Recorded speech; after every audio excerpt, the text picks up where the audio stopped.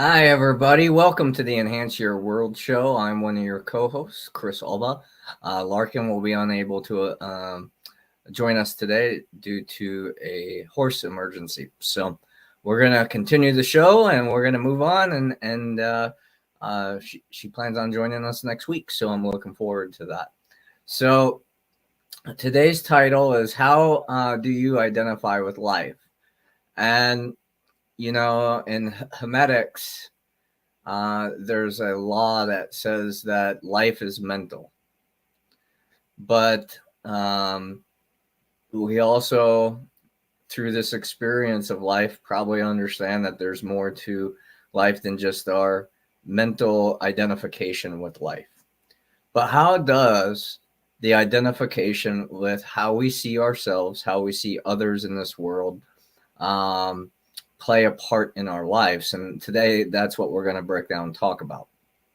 So, um, it's a fascinating subject, and there's a lot of people that want to talk about affirmations, and you gotta tell yourself that you're this fantastic person every day, and you're doing the best you can, and there's some truth to that. However, I've also come through my own experience when you um, hold that as absolute truth and you're unwilling to observe and listen to what other people's perspectives are of you, um, you're missing part of the truth.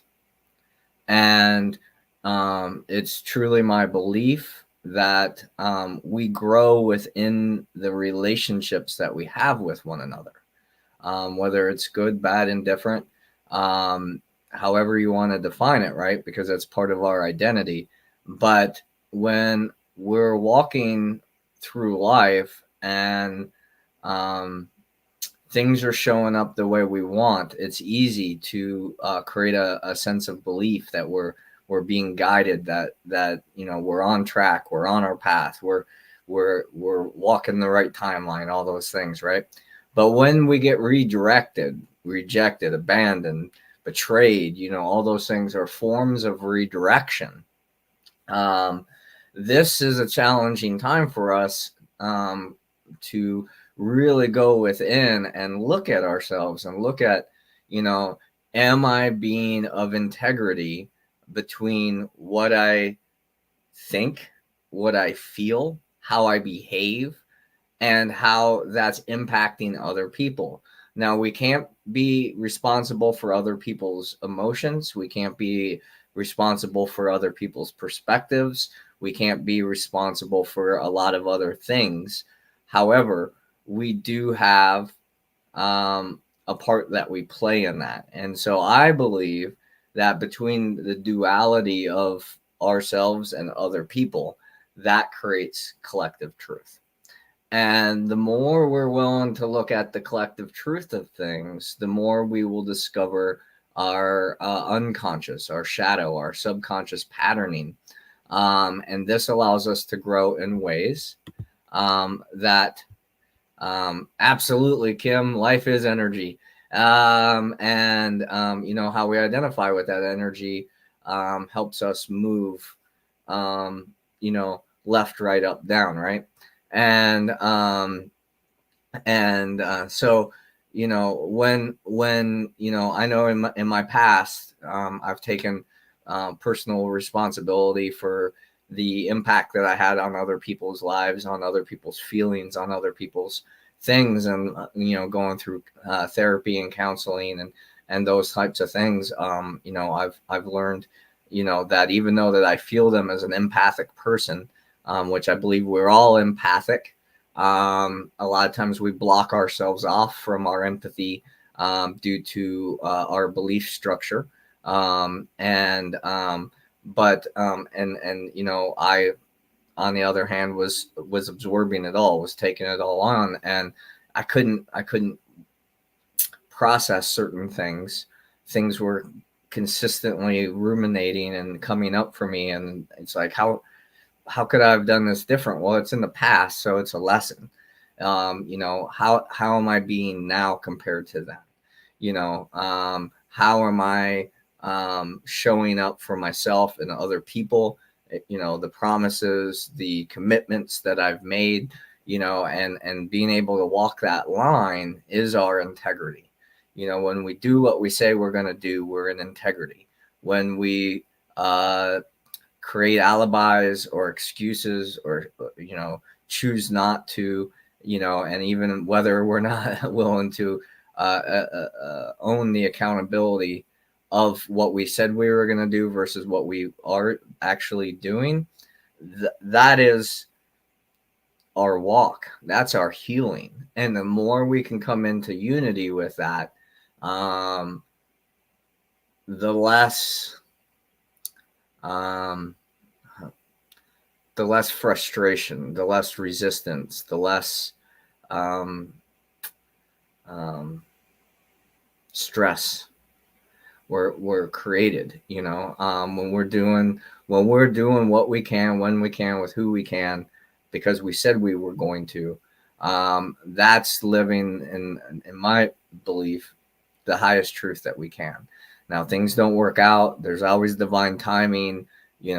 We are manifestors in this reality, but there's a lot of other realities out there, and our perspective reality is our truth, and everybody else's perspective is their truth based on where they've come from and where they are currently and where they want to go. And the more we can identify life, in my opinion, in a unified fashion, the more we can compromise, the more we can collaborate, the more we can conversate, the more we can share openly without someone denying what we have to say is valid for us at that time, or vice versa, us being able to hold space for what they say, even though maybe not in alignment with us. Everything's energy. So the frequencies of energy are always in a kind of a wave pattern. So sometimes we're not seeing eye to eye or seeing heart to heart. And so we don't necessarily always hold sacred space for one another. That's where arguments and fights and disagreements and things can come. And that's where the opportunity is to come together even stronger through the repair process. Something that, I've considered most of my life is, a friendship or relationship that hasn't been tested, isn't able to be fully trusted, because it's easy to walk with people if you think you're going to get what you want out of them.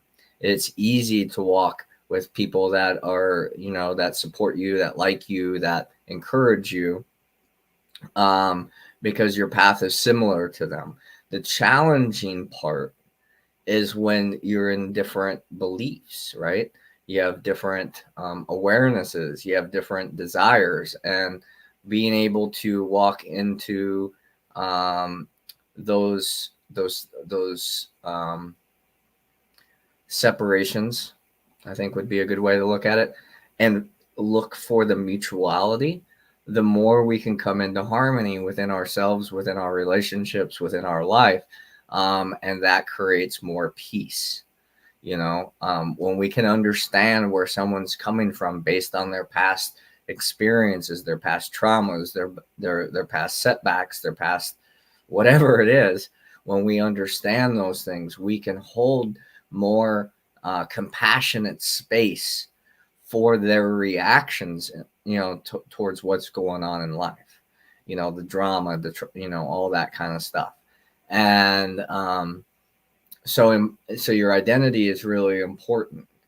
I was talking to someone the other day, and we were talking about Ram Dass and his lectures on I am nobody, and really eliminating that ego. And I value those teachings. They've been valuable for me in parts of my life, and in other parts they've caused a lot of pain and suffering, because I'm somebody too. I'm not just nobody. I'm nobody to a certain degree. My life is no more important than anyone else's, but at the same time, I'm somebody too. And I have thoughts, feelings, aspirations, goals, desires, wants, likes, all those things too. And as long as I'm not putting that over top of somebody else's stuff, or uh, knocking somebody off of their pedestal per se, because I think my beliefs, my way, my whatever is more important than theirs. That to me is what people would probably refer to as a narcissist, an extreme taker. I like that definition more than anything, because I believe we're all have the capability of being narcissistic and empathic, just given the circumstances. And sometimes we might come off a little more narcissistic because we're trying to self-protect, self-soothe, and other times we can be very empathic, where we're giving somebody the time, the energy, the space, the resources, with no expectation of the return, because we just want to help. We know what it feels like to go without. If you've ever went to move, I know this is my personal experience, and you've asked all your friends and your comrades to give you a hand, and no one's available for you, yet that hurts. And even if you're the type of person that shows up for people, you help them move, you do whatever you can do whenever you can do it, and you're really engaged in life and walking with other people, and they're not able to extend that back to you, it's painful. And sometimes, our childhood wounds may come up and flare up a little bit, and we might get a little angry, or we might throw a tantrum and say, I've been helping you. I'm a good friend. I'm loyal. I'm devoted. I've shown up for you. Look at all the things that I've ever done for you. And, and now the one time that I ask for help, you can't show up, F you, man. And that's very destructive to our relationships. And when we can understand that they're just doing what they feel like they need to do in that moment, and it's not personal, we choose not to take it personally and just say, okay, if you can't help, that's cool. And hope we can get together soon. The more we can flow, the more we're going to create harmonious relations in our relationships. And, talking about identity comes down to the labels that we use and the way and the meanings that we put behind the labels. Because the label themselves, according to Dr. Emoto, who, if you're not familiar, studied crystal structures under frozen water. Basically, he would put words, or to do prayer or something on a container of water, and then they would freeze it. This is simplified, of course. This comes from one of his books, The Miracle of Water. And they essentially freeze it and create ice crystals.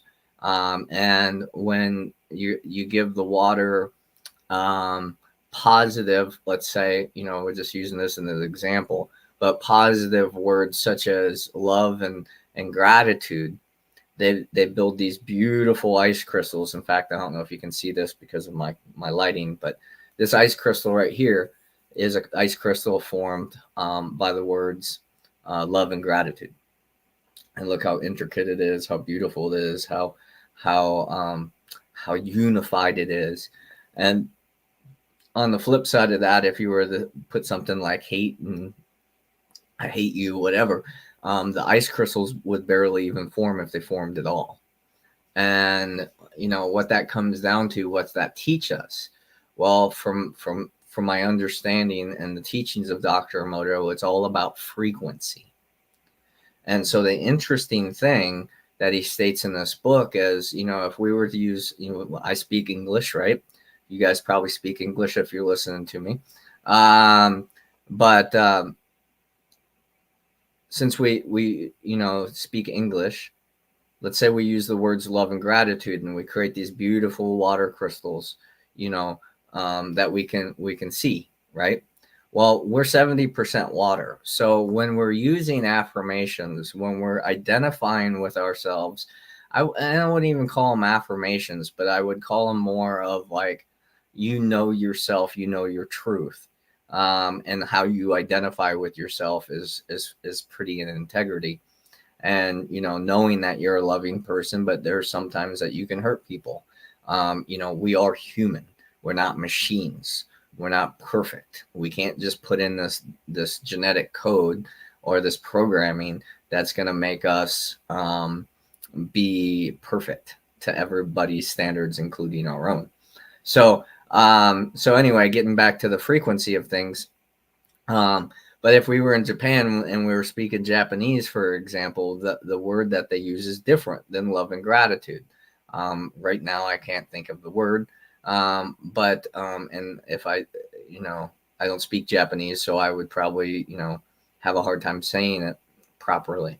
But anyway, getting back to the frequency of it, it will create similar ice crystals as the English phrase love and gratitude. So the thing that we're trying to get to is into our heart, right? And when we understand and when we live from our heart, we understand that people are different. They speak different, they identify different, but at the same essence, what connects us all is the source energy of unconditional love. You can call it God, you can call it the universe, you can call it the cosmos, whatever you want to call it, is part of the identity. It's part of the label, but the meaning behind it, I think, is more important, because the meaning that we give something, we're meaning making machines, it is what it is. It's not what it's not. And we can make it mean anything we want it to mean. So you can say someone's trying to hurt me because they're being mean, which means they're holding me to my truths of the things that I said I was going to do and not doing. Or they're being really loving. It's tough love. It's challenging love. However, them holding me accountable for what I said I was going to do or how I was going to show up and wasn't showing up is a sign of love. And it's taken me a lot of years to get over to learn this. I was speaking with my dad the other day, and I was thanking him for, all the resources, all the support, all the things that he's been able to help me with, growing through life. And as I'm giving him this acknowledgement and thanking him, he immediately said, "But I could do better. I could have done better." And I was like, "Yeah, Dad, absolutely 100% agree with you." And that's where I got stuck myself. That's where I failed to see what you were doing because I wanted something differently. And so the way I was identifying my relationship with my father was that, I knew if my back was against the wall and I absolutely needed help, chances are he would be there to help me. And he demonstrated that through most of my life. Needed to move, whether it was my business or my personal home, he would usually show up. He'd usually give a hand. Now, he wasn't always the kindest. He wasn't always the nicest, why that was going on, because, that's where he was in his emotional journey. But he was there. He showed up. And that is so important for us to remember as we're going through life. Maybe people aren't in the best mood at that time, but are they showing up for you when you need them to? When you ask them to? Do you have friends that you can call at 2:00 in the morning and say, "Hey, I'm having a really tough time right now. Can you come help me out?" And are they going to show up for you? Now, the more important question is, in my mind, if somebody called you asking for help at 3:00 in the morning, are you going to pick up the phone? Or are you just going to silence it and then call them in the morning and say, "Sorry, I was sleeping"? Either way, that's your walk, man. That's how you choose to live. That's how you choose to show up. I personally like to think of myself, I like to identify myself as a helper and a healer. So I want to help people overcome challenges, circumstances, whatever. And I also want to help repair the missteps, the miscommunications, the misunderstandings that cause the wedge between a loving relationship. And that's why I talk so much about my family. That's why I talk so much about my life. That's why I talk so much about, all this stuff, is because those are the things that motivate me, that show up for me, that show me the synchronicities, that show me the mile markers, that show me where I am versus where I desire to be. And we can read in books all day long, we can watch YouTube all day long, we can get all kinds of information on our outside world and perspective and what other people think of that's going on. And then we can identify or resonate with it and say, yeah, I think this is it. I think there's going to be a new earth. I think there's going to be this, or I think this is going to be that. And I think this is going on, whatever it is. And one of the, I was having a talk with a friend last night. We were talking about flat earthers and, the flat earth. And we were both like, we don't know. However, does it really matter? Does it really change how I show up in life? Whether the earth as a planet is a ball, or as a flat thing, does it really affect our lives? No, not so much. So we have to ask ourselves, what does it really matter? How does it affect us? When we learn things like, how the commercial industries are destroying the planet, and then choose to continue to support those industries, whether it's by eating fish and seafood, and going to restaurants and going to the grocery store, and being in the matrix per se. How are we showing up? Because we vote with our dollars, in that system. The monetary, the energetic exchange of the matrix is set up to be an exchange between our 3D reality, our time, our space, and our currency, our possessions. Because those possessions that we have are resources, and how we use those resources continue to create effects. When you have when you realize that we're all creators, and it's like, how do you want to create in your life? Maybe you want to create music, maybe you want to create art, maybe you want to create photography, that's art too. Maybe you want to hold sacred ceremonies, maybe you want to be a healer, maybe you want to, whatever it is. Those are creative aspects that allows life to be recreated in a new way. But you have to have resources to make that happen. The only thing, it's hard to even fathom what would imagination be, what would thought be, if we didn't have our identity, if we didn't know what words meant, if we didn't know what things were. Would we be able to create the life that we live? There's been many times in my life where I just appreciate nature for what it is. I'm not trying to identify the plants or the animals or any of those things, because I'm just trying to appreciate it at face value.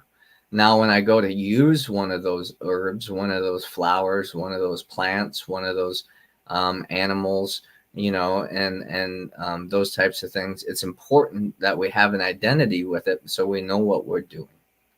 There's all these different types of mushrooms out there, and myceliums and things out there, funguses and things like that. And if we didn't have the cognitive identity of what they were and whether or not they were going to be helpful or hurtful, well, we're going to have to take a leap of faith and have an experience. And luckily, our ancestors have done this throughout their lives to help us create what we know today. Now, some of it's been suppressed, some of it's been destroyed, And you can go down the rabbit hole of, why people do that. But, it would be my understanding that the only time you would want to destroy something is because you fear its potentiality. When you don't have fear of something, you just let it be.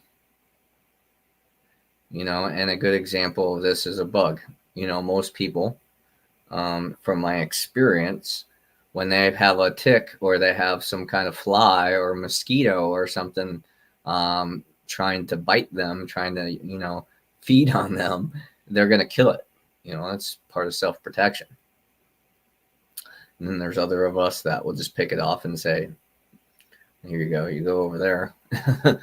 Because, I don't want you to hurt me, and I don't want to hurt you, because I don't want to get hurt. And if I hurt you, then I'm just an extension of what I don't want done to me. To me, that's part of the law of attraction. And when we can live compassionately for life, the greater compassion life has for us. And that's not, an absolute thing.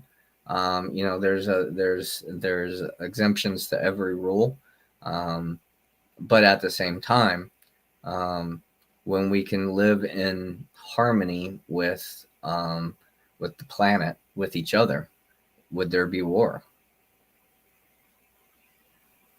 I'd much rather have an argument with somebody to where, we're challenge each other's mindsets and beliefs and things like that than to get into a fist fight about it. I grew up violent in violence. I walked with a couple anti-racism groups, one being the Sharps, Skinheads Against Racism and Prejudice. And, when I was involved with all that, I walked around like, yeah, I'll fight you, if you don't like, other humans because of the color of their skin. And what I found from that, and multiple guns in my face, multiple fights, all that kind of stuff. Luckily, I'm still here. And what I found from all that was I was never able to change someone's mind with my fists. But asking questions, having conversation, learning more about why they felt the way they did, or how it's benefiting them in their lives right now, did make a difference. Did make a change. I've had multiple people that I have talked to, get out of the associations that they were in because of the conversations that we had, whether it was the skinheads or the Klan or, any of that kind of stuff. Because, once we were able to meet at a heart level and understand that there's all types of people. Some people are out to hurt you. They are. We can call them evil if you want. It's a label. But they're out there. And we do need to be mindful of those folks. However, do we want to be like one of them for whatever cause that we're standing up for? To be able to protest and to stand for our Mother Nature and for our water rights and for land rights and, the underprivileged and the underserved, and speak up in solidarity for the injustices that we see in life. There is no need for violence, because violence only creates more violence. We will never fight ourselves to peace. We will only find peace by accepting peace, even if there is division. And I'm sure you've had friendships and relationships in your life where, to keep the peace, you're just like, oh, we have to agree to disagree because I don't agree with your point of view, and that's okay. You're allowed to have your point of view. I'm allowed to have my point of view. Doesn't make us any different. We just see things different. And that actually, goes to show us the strength of the diversity of our humanity.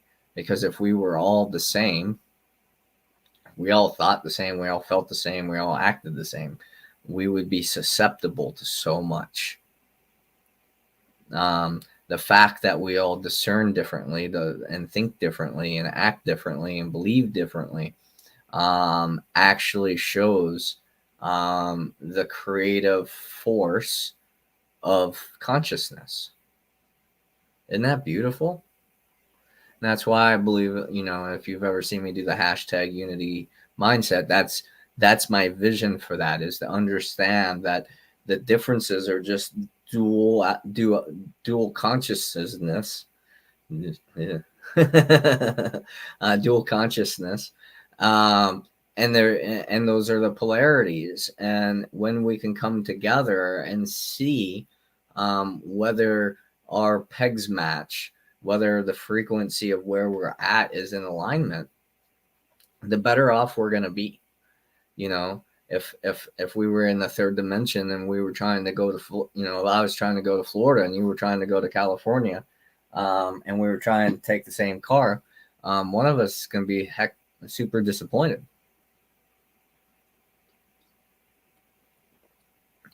Because we're not going to get to the desired destination.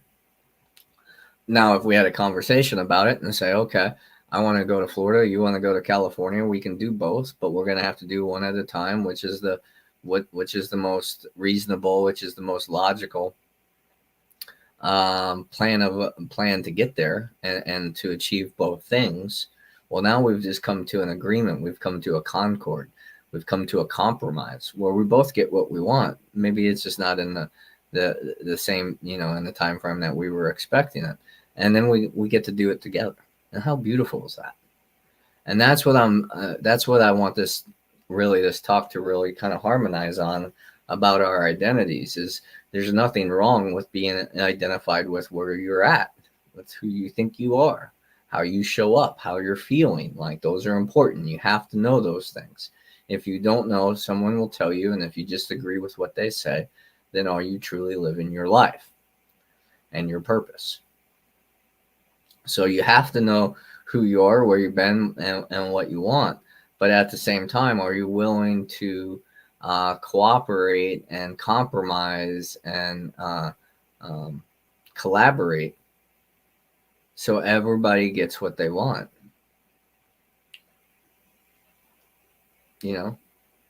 That's the big question.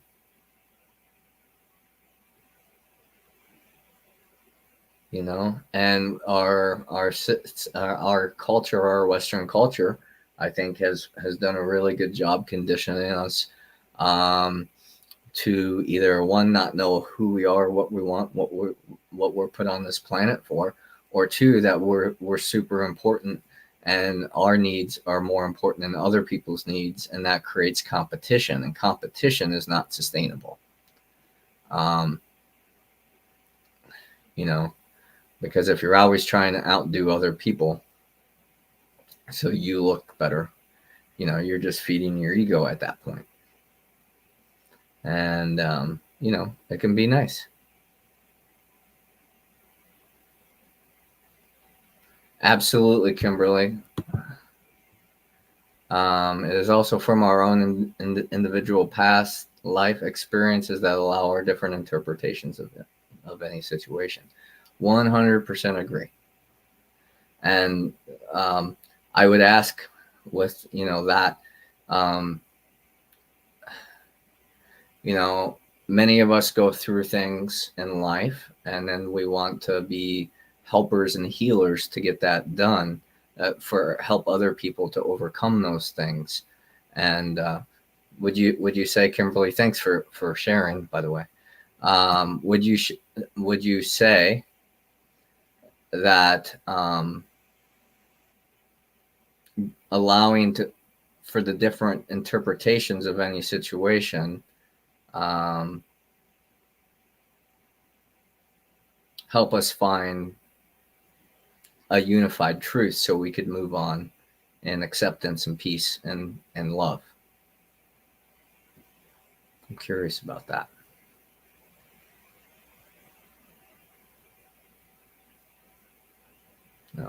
because it's easy, the interpretations, right?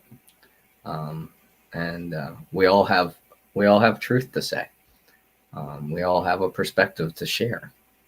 But if we can accept other people's opinions as valid as ours, aren't we representing unconditional love? Because there's no one way to live this life, from my awareness. I've had many different lifetimes, and I thought I was doing the right thing for a lot of right reasons, and it wasn't until hindsight that I was shown how limited my mindset was. And taking on that grief and that responsibility for the harm that I caused other people from my ignorance and arrogance has really helped me slow down a little bit and really listen to both sides of the coin. Absolutely. Thank you, Kimberly. I appreciate you. Love you. Yeah, I agree. It's through our experiences that we can help each other. Absolutely. And yeah.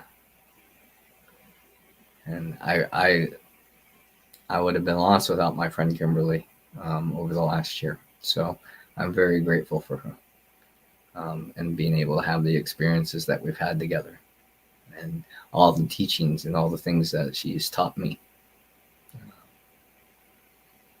And a lot of people, for example, now I'm just getting all teary-eyed. I love you too, Kimberly. Because that's all I think all of us want, right? It's just a loving community of people to surround ourselves with, to walk through life with, to enjoy life with.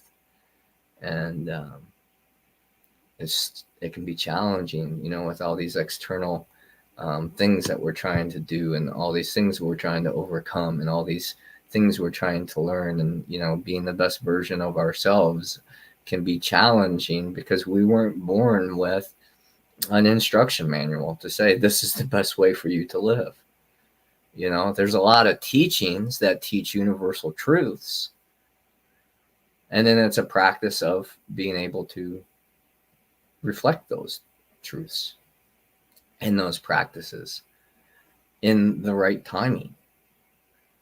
And sometimes I'm the type of person, when I get sick, not that it happens a lot, but it does happen. When I get sick, I tend to be one of those people that don't want to be really bothered. I want to heal. And I want my space because I don't like people. I don't want people to feel sorry for me, I guess. And so I haven't, my ex-wife was, a nurse. So she was always trying to, take care of me when I was getting sick, whether it was like because I drank too much or whatever it was, she was always there trying to help me. And, I'd be like, thank you, but leave me alone. let me do this alone. I got it. I'm fine. I'll be fine. I promise. And, and that came from my own lack and my own fears and my own insecurities and my own desire to be seen as perfect. And when I wasn't in a pretty situation, I didn't want other people to see it. I wanted to self-isolate, which, is very healing. But at the same time, we need each other's help. And I've been learning that more and more and more and more and more through the elder years of my life. As we go farther, there's an African proverb that says, if you want to go fast, go alone. If you want to go farther, go together. Love that. Love that. Love that. Love that. Because I truly believe that anything that's ever happened has come the greater the law of the law of large numbers, the greater the participation, the greater the effect, whether it was for for positive or negative, that's for history for us to decide. Because, a lot of times challenging things happen or bad things happen for us so we can learn a lesson, so we don't have to keep repeating it. And if we just keep just doing it in a different way, then maybe we didn't learn our lesson. So, those cycles and patterns are important to be consciously aware of, because it's easy to get in our subconscious patterning. I mean, quantum science says that we are in our subconscious 95% of the time. So that conscious awareness is our superpower, and the more we're able to use it, and the better we can control our energy of being who we are in relationship to everything else. Because it's impossible to live life without affecting something else. Can't drive a car without hurting the planet. Can't go for a walk without stepping on something. Whether it's grass, whether it's a flower, whether it's a bug, or insect, creepy crawler, snake, whatever. It's hard to move through life without causing an effect beyond ourselves. And, it's something that I talk about a lot about as far as our commercial way of life. It's makes it really comfortable to be able to go out and buy things and get new things when we need it, and all that kind of stuff. But if we're not being responsible with the things that we're purchasing, and the waste that it creates, what's the impact on our planet? And so I think that's something worth looking at. Because from my awareness, like, every piece of plastic that's ever been made is still in existence somehow, even if it's broken down into the microplastics that we're learning so much about, and how they're destroying our oceans and our airways, and all the different things. So it's about walking in the sand with light feet. My son learned a little bit about that this weekend. We were hiking, and we were crossing a creek, and there was some mud and some stuff there, and Dad, me, I get really softly and gently across, and I barely left a footprint, and then my son comes stomping through there, and he ended up going ankle deep in the mud, and it was literally stepped on my same footprints, but for whatever reason he put I guess he weighs a little more than me, but I think he put more weight on it as well, and he sank. And I kind of was laughing. I was like, well, I'll teach you to tread lightly. And he's like, yeah, Dad, but you just kind of float over this stuff. I don't know how you do it. And I was like, that's just years of practice. When I was a kid, we were always out in the woods, and you don't know how many days that I came home, with ruined shoes and soggy feet, and all that, because I misstepped, or I stepped in something that was softer than I thought, and I got muddy. So it's just fun, man. Life is fucking rad. And, our identities are important, because that's how we communicate to ourselves, how we communicate to other people. And that's also challenging too, because with communication, creates, unspoken truths, based on what we think and what we feel based on our past. So, but does anyone have any questions, comments, concerns before we get going off this? This has been a lovely chat. I love doing this on Tuesdays. It's a lot of fun. Actually having a lot more fun for me anyway, to have conversations with people than just, share my insights and my thoughts of the day. But it is what it is, and it's okay. Just today was meant to be the way it was meant to be, and otherwise it wouldn't have been this way. And learning to live with that faith and that openness and that understanding can help us live our best lives. And that's what this purpose, that's the purpose of the show. It's the purpose of why I'm here on this planet, is to help myself and others live their best life possible. No matter where they came from, no matter the setbacks, no matter the challenges, I promise you, there's very little that can happen for us that is going to be detrimental to what's going to happen in the future, as long as we choose to let it go, to get out of our own way, and to put our best foot forward, and really put an effort into being our best self, and not having to justify our past, but being the best version of ourselves in this moment. And that's presence. And the more we can do that, the better I believe we get throughout this life, because it's been my personal experience. I was a drug addict. I was an alcoholic. I was a womanizer, and grew up with a toxic father figure. So I did some. I had very short-sightedness on how I was affecting others, because I was so busy chasing after what it was that I wanted in life, that I didn't really always give the second thought of that. And hopefully I'm learning, and I'm growing, and I'm evolving into a better person than I used to be. So anyway, I appreciate your all's time. Much love and gratitude for everything you are, everything you can, everything that you do, and everything you choose to be. Continue on, my friends, because this is our time to create heaven on earth through the way we identify and the way we communicate with each other. Peace. Enjoy your day.